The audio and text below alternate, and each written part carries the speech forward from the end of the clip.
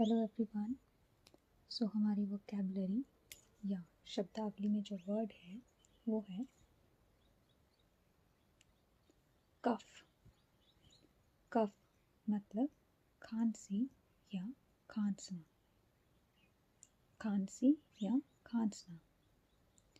For example, she was coughing all day. She was coughing all day. वह दिन भर खांस रही थी या वह दिन भर खांसी कर रही थी।